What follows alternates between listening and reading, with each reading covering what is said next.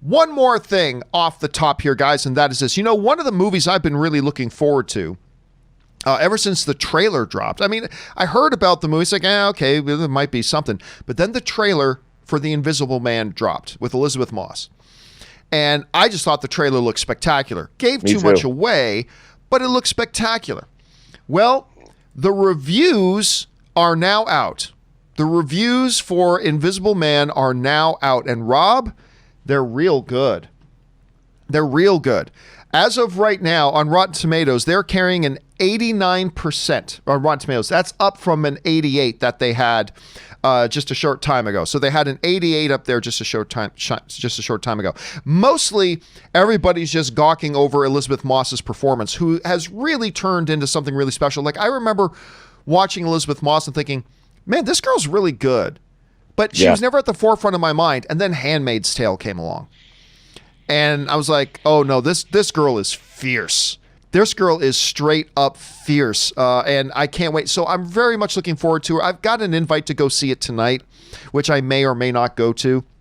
I'm not sure. But I am curious to hear. But here's some of the things, Rob, that are being said about The Invisible Man. Okay, so we've got The Guardian is writing, there is fun to be had here thanks to Moss and an evolving setup, and given the state of multiplex horror, especially at this time of year, this is a striking diversion. So it's interesting to say. William Bibbiani from The Wrap writes, the canny screenplay knows that the audience is well ahead of Cecilia, that's our main character, and the sinister camera work is in on it too. Many a scene finds cinematographer Stefan Duskio's framing listing with apparent aimlessness to one side or the other. The AV Club writes, The Invisible Man is a sleek upgrade from his past horror work, which is interesting to hear. Forbes writes, The Invisible Man wins big by just letting its title monster be a monster through and through. So for the most part, everybody seems to be pretty happy with this. Rob, I know you've been excited to hear it.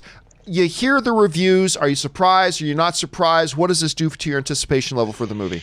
Well, I have to say, I've been a fan of both James Wan and Lee Whannell since the original Saw. When Saw came on the screen, or came on the scene, I thought it was really innovative, really interesting. I quite enjoyed it, and I've really loved seeing their careers develop. And Lee Whannell wrote and directed Upgrade, which came out. I have a very nice special edition Blu-ray from Second Sight in the UK, and I was a big fan. And I think that Lee Whannell is a great genre writer. He's turning out to be a terrific genre director. And as a follow-up for Upgrade, this trailer, all the trailers look great to me. And to hear that he really nailed it is always exciting. I love it when a filmmaker that I've enjoyed as a writer crosses over and becomes a world-class director.